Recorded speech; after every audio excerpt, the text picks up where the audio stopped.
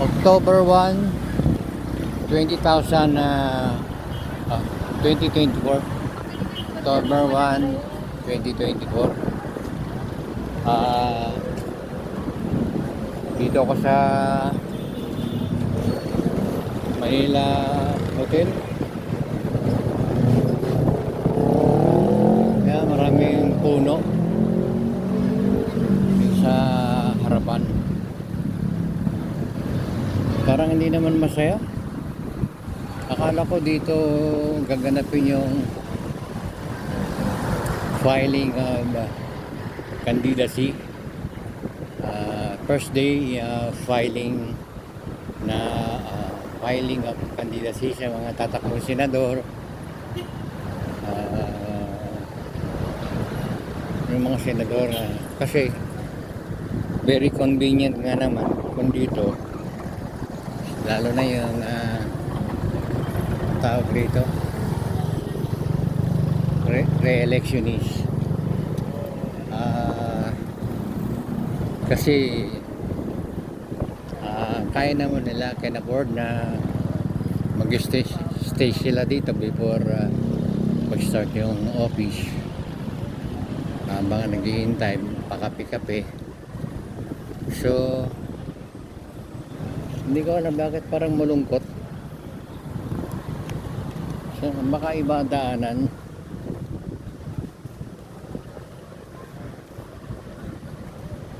Ang alam ko dapat masaya ang filing eh. May mga nag-iingay. Ito po yung harapan ng Manila Hotel. Yan po, ano? Ayan, Manila Hotel. Diba? Oo. Manila Hotel. Ito po yung sa harapan niya ay yung Luneta na. Pupuntang Quirino Grandstand. So may mga pulis po rito at media. Malamang dito nga yung filing mga candidacy ng mga tawag rito. Yung tatakbong senador. Ay ito po, malamang dito ang pasukan, hindi dito.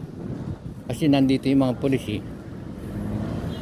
Pero wala namang yung mga magarbo na mga bata-bata na mga kandidato. Wala naman, tahimik eh.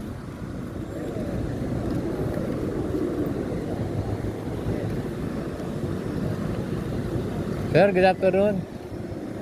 Saan ba yung mga tao na na supporter ng mga kandidato?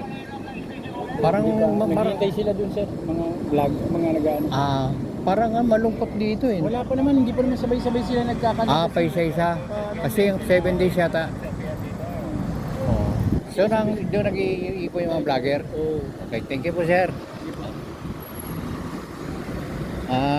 Doon daw sa Bandaron, yung mga nag-uumpok. Ayan, yung mga vlogger yun. Oh. Yung vlogger yun daw, mga vlogger. So nandito yung mga vlogger, ayan oh. Mayroong nakatayo sa Bandaron. Dito nga, birthday kasi ngayon, ayun, may nakatayo rito, camera. Ngayon po kasi, kaya malamang itong taon na ito, dito gaganapin yung filing of candidacy because mas convenient. Kagaya na sinabi ko kanina, habang naghihintay yung mga tatakbo, yung mga kandidato, pwede silang pakapi-kapi yan at saka maginaw. At saka kaya nilang magbayad eh. Lalo na re-electionist, ang dami na ng pera ng mga yan. So okay lang na dito. Siyempre mayroon din tatakbo yan na medyo mahirap.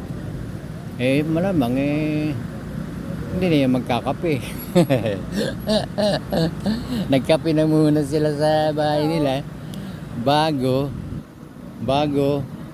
nagpunta rito. Alam niyo po, yung pong mga kandidato, hindi lang yan sa mga may mga sikat na pangalan kagaya ni Ping Lacson, Pacquiao, Lito Lapid, mga sikat na yan Sino pa ba yung mga tatakbo ngayon, yung mga lineup ni Pangulong Bongbong Marcos Jr. Kasama niya si Pia Cayetano, meron yatang bilyar, tapos yung bilyar yung Camille. Ba yun ang bago. Merong mga datihan na kagaya ni Tito Sen.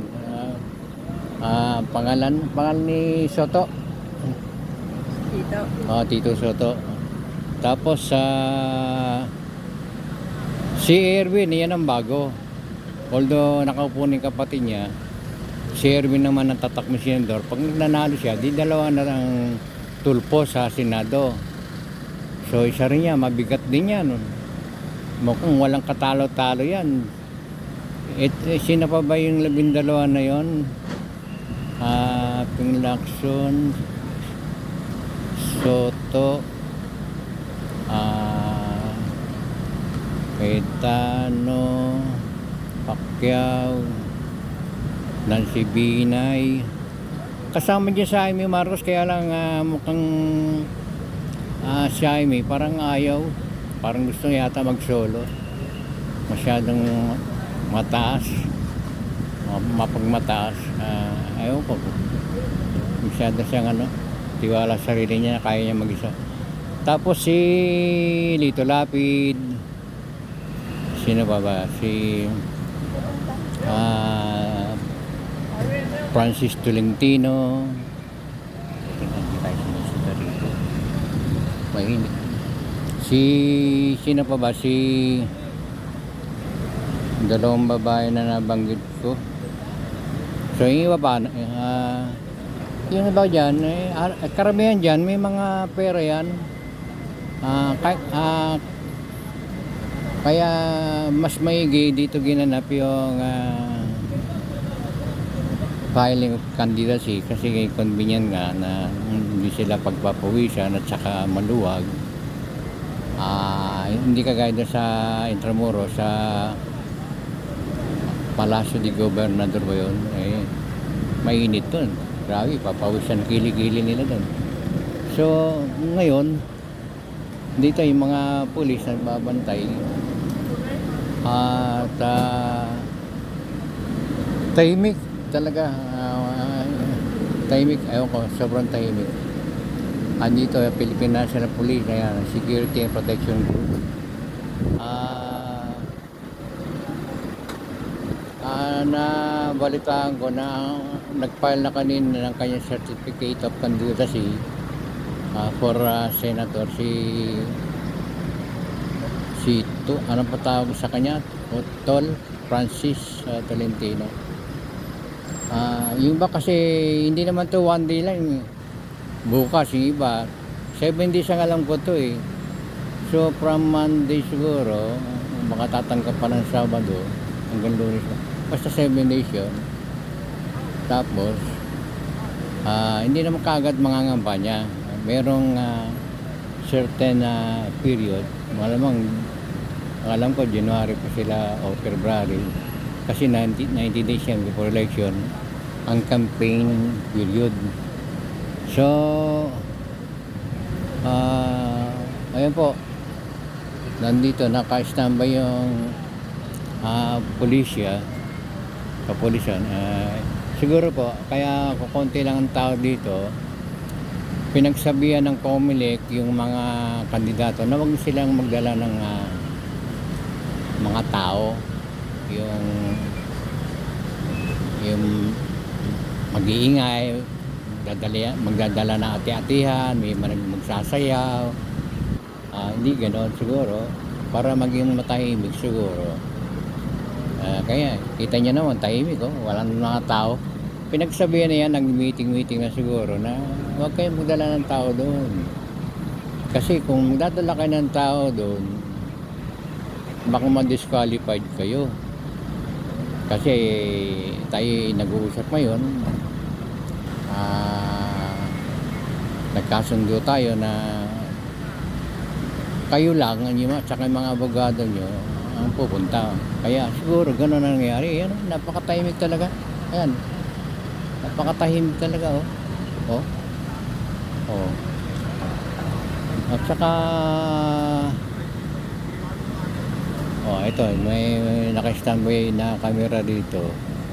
Hindi ko malaman kung bakit naka-standby. Kumukuha na ba itong mga ito? Parang ano ginagawa nila, oh. Pero yung isa doon, no, nakabukas yung ano niya, ilaw, oh. Nakabukas yung ilaw ng camera niya. Ibig sabihin, dito bala lumalabas yung galing dito lumalabas. Doon pumapasok sa kabilang gate. Pagkatapos sa makapile ng candidacy, dito naman ang exit. Kaya naka-standby yung mga, mga vlogger. Ayan, dito nakatutok yung mga camera nila, oh. Oh, ang tanong, paglabas nyo na nakasakay ng sasakyan, paano nila malalaman kung sino nakasakay doon? Ha? Hindi ko malaman kung paano yung style yung diskarte na ganyan, eh. Na dito nakatutok yung camera. Pero para nila malalaman yung pag may lumabas ng sasakyan kung sino yung kandidato na nagfile ng candidacy ang nakasakay, di ba? Uhulaan na lang. Uhulaan na lang. Ano ba yan? Sana kung may nakalagay na pangalan sa mirror, wala naman siguro gano'n, o kaya streamer. Ito, kwento lang tayo, para makita niyo lang kung anong status dito sa harapan ng Manila Hotel, kung bakit naging matahimik. Nagkaroon siguro ng agreement ang COMELEC, no, at saka ng mga kandidato na wag na magpadala ng mga mag-iingay, mga supporter nila. Kaya siguro ganito ang naging kinalabasan, tahimik talaga. Maganda naman yun, wala namang problema. Kasi doon na lang sa araw ng kampanya kasi sila mag-ingay. Okay lang. So, maganda rin yung mga iba-ibang umupong chairman sa COMELEC. Kasi may mga bago silang idea. Mga bagong silang idea. Ito galing ito sa loob, oh. Hindi natin alam kasi nakasakay diyan, di ba? O ayan, lalabas yan, hindi natin alam kung sino yung mga nakasakay diyan. Ayan, ang ganda ng sasakyan niya, no? Oo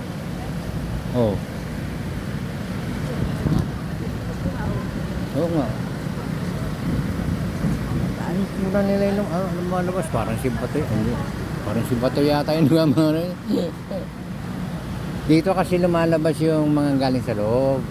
Kaya yung camera dito nakatutok.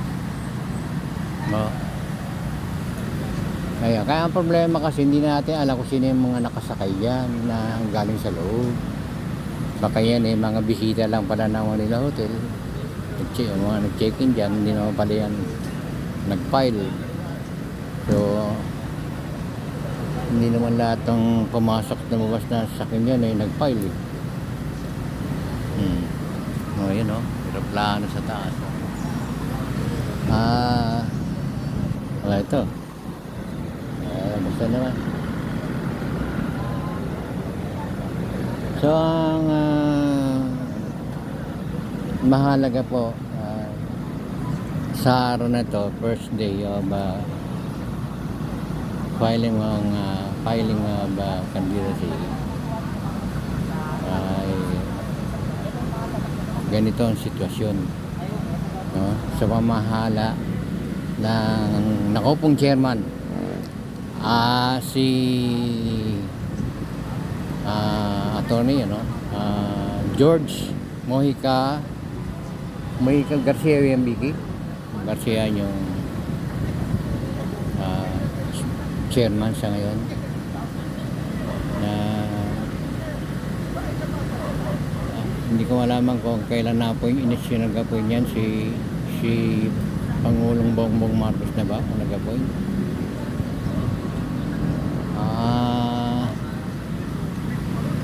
Ayan, masyadong tahimik po. Medyo nakakabingi katahimikan.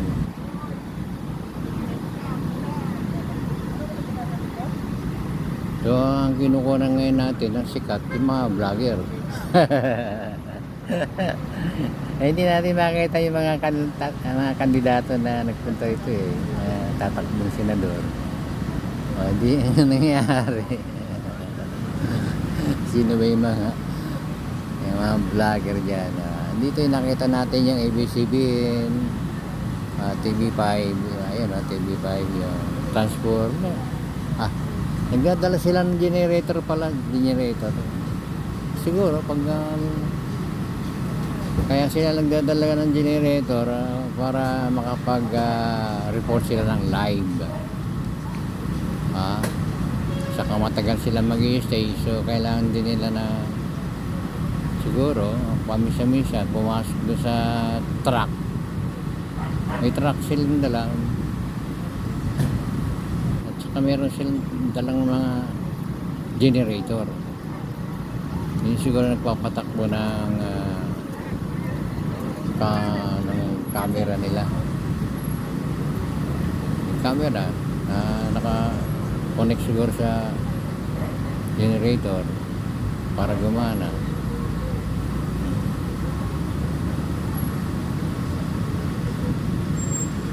Ito galing sa loob. So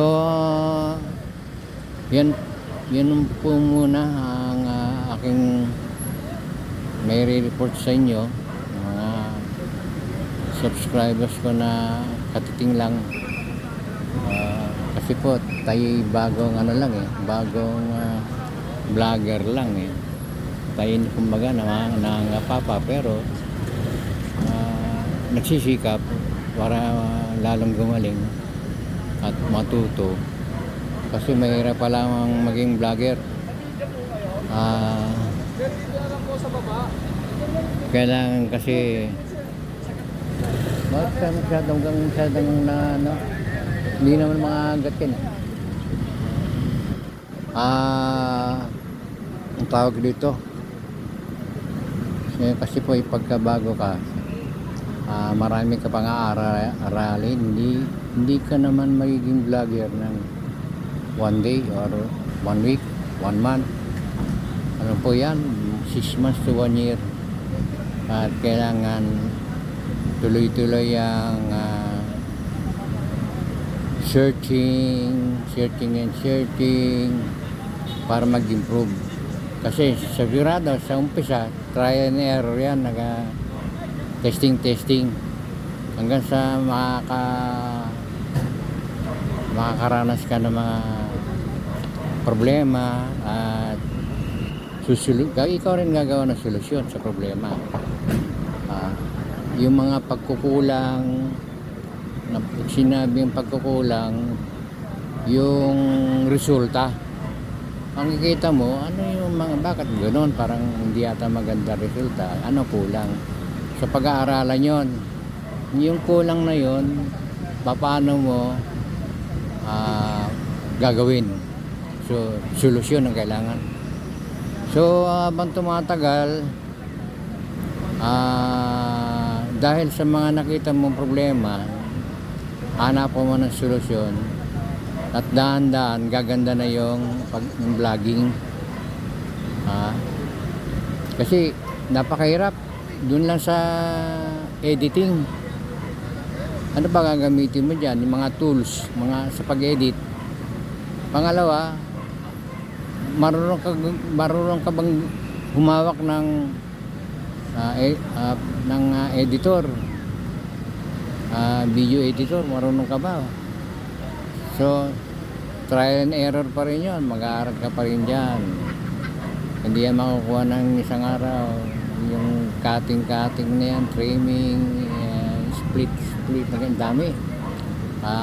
Paano karoon ng audio, ng photo, ayan kakagulo yung mga vlogger doon, pauwi na yata sila. Kanina pang umakay pa dyan, gutom na siguro, pagod na. Hindi po basta-basta maging vlogger. Unang-una, Hindi kailangan gwapo ka. Kailangan madaldal ka lang. At saka yung daldal mo, mayroong may say, ibig sabihin, hindi lang basta daldal. Kailangan mayroong mapupulot yung mga viewers o mga tagapakinig. Hindi yung nagsasalita ka lang, parang wala namang nakuha sa'yo. Ay iba po, ang makikita mo, madidinig mo puro palakpak, palakpak, palakpak. Mura, mura, mura. Ganon. Pero yun ang style nila, diskarte nila yun. Tataka ka yung mga vlogger na matatagal na, isang taon na. Ang dami lang viewers saka subscribers. Kung sa kanila 12,000, 10,000 sa pataas hanggang 100,000 pay. At saka nakakapag-live na sila. Ang yung pong lingkod, Danilo Dizon ng Danilo Dizon TV, hindi pa ako binibigyan ng permission ng YouTube na makapag-live. Meron kasi nga certain number of subscribers na hinihingi sila bago ka makapag-live streaming. As of now, wala pa sa akin yun. Wala pa yung hinihingi nila, yung requirement na yun. So ang ginagawa na lang po natin ngayon, video tayo, tapos saving, after editing yan, saka palang lalabas sa may upload sa YouTube, sa aking channel. So ganun po ang proseso sa ngayon, bilang isang amateur na vlogger. Ganun po yun. So hindi sa pagiging vlogger, hindi po madali kasi pinaghahandaan din, dami ka rin preparation. Unang-una yung title, ano ba tayo magiging title ng vlog mo. Pangalawa, ano yung mga topic mo. Kailangan kasi napapanahon ang problema minsan di tayo nakasabay sa ganon kasi karamihan naman ng vlogger umaasa lang din sa balita sa TV. Yung po ang totoo niyan. Bakit naman? Yung TV kasi sila yung otorisado, member sila ng association, ano ba, media association, no? Yung KBP, may mga ano ba yung tumatanggap, yun, yung National Telecommunication Commission. Meron silang permit, kaya meron din silang permit na to gather information, makapasok sa building, mag-cover ng mga, kasi pinapasok sila, walang sisita. Ano ba, kagaya dito sa loob ng Manila Hotel, hindi naman sila basta-basta makakapasok yan ng media kung hindi ka accredited ng isang media organization. Kasi may mga ID yan. Hindi yung basta media nagsabit ka ng ID, papasokin ka, hindi yata ganun di bang sabi nga nila nautusan lang bumili ng wag na kasi wag na tayo makasakit pa tayo ng damdamin wag ganun. Kasi marami nagsisikap, nasa inyo na yun kung panonorin yung mga ganun tao kasi meron dyan sila nag-aaway Meron daw mga fake news, gumagawa ng mga peke. Okay. Meron yan talaga, vlogger talagang bayaran na kahit mali na ba, kasi nababayaran eh. Kahit mali, basta ang mahal sa kanila ay pira, yun. Meron nga yung balita ngayon na nangyari panahon ni Digongyo na because of hindi lang money, because of natatakot sa yung buhay nila. Meron kasi mga tao na nakadikit sa Pangulo, at yun, yung mga nakadikit sa Pangulo kuminsan pinukonsinti ng Pangulo yung mga bad eggs. Doon nagkakaroon ng yung dating matitino na graduate sa mga academy nagiging gago na tuloy because of takot. Matakot. Aba, inutusan ka ng isang matas na official mo, ganito gawin mo, kahit na illegal, gagawin mo eh. Bakit? Takot ka. Kasi yung nakita mo, gago kasi yung leader. Parang yung mga experience na may mga pinapatay, parang ganun. Kaya dahil alam mo yun, na ganun ugali ng gago na yun, takot ka, sumusunod ka. Takot ka kasi sa buhay mo. Baka mamaya pag hindi ka sumunod sa order, isumbong ka doon sa leader na yun, gawan ka ng paraan para mabura ka. Yun po yun. Kaya gano'n nangyari dyan sa hearing. Panoorin yung hearing, yung kay Mendoza ba yun, yung pagtatapat nila. Kaya lang daw sila sumunod. So nangyari, tama naman. Kaya siya nasa hearing, buhay pa siya. Kasi sinunod nila yung gusto ng mga gago nilang batch o mga commander o mga opisyal. Kung sino man yung mga opisyal na nagutos sa kanila. Tama naman sila. Bakit? Ano lang common sense. Kung di siguro sila sumunod noon sa mga order, palagay nyo makakatin pa sila ng hearing ngayon. Di ba nasa loob, nasa 6 feet below the ground na siguro sila. Ngayon bakit buhay sila? Kasi sumunod saan? Illegal order. Napakahirap. Kung kayo yung nasa paa nila, yung situation na ganun, anong gagawin nyo? Magtago na lang. Isa nga magtatago. Pag nagtago ka, wala kang trabaho. Pag lumantad ka at sumunod ka, may trabaho ka. Pag hindi ka sumunod, maaaring ang sapitin mo 6 feet below the ground. Wag na lang yun. Yung mawalan ka ng trabaho, mahirap na yan So, nagipit. Kaya kung minsan napakahirap yung nagdidikit sa mga tataas na tao Yung mga matataas na tao, yung mga leader. Kasi paano kung bumulong siya, bumulong. Ito nga gawin mo, ganito nga gawin mo. Ikaw naman sip-sip. Kahit illegal order mo, gagawin mo, gagawa ka ng paraan. Kasi sip-sip ka nga Sip-sip. Di ba? Ngayon, mas maganda lang pala kung wala kang kilalang mataas na opisyal sa gobyerno. Solo mo buhay mo, walang o-order sa'yo kasi alam nila mabait ka.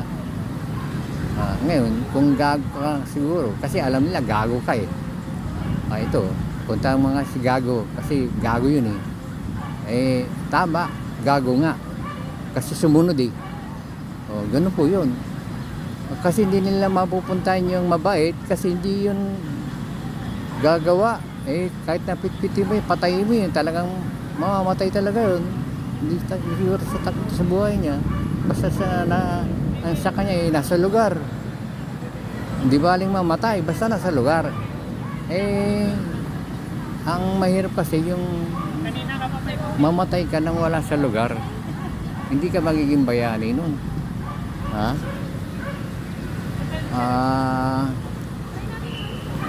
Magagalit ang tao sa iyo, hindi ka magiging bayani. So, yan po muna, no? Ang dami ko nang nasabi. Anyway, sa susunod ulit na pagbablog, ito po si Danilo Dizon ng programang Opinion sa Danilo Dizon TV. Bye bye.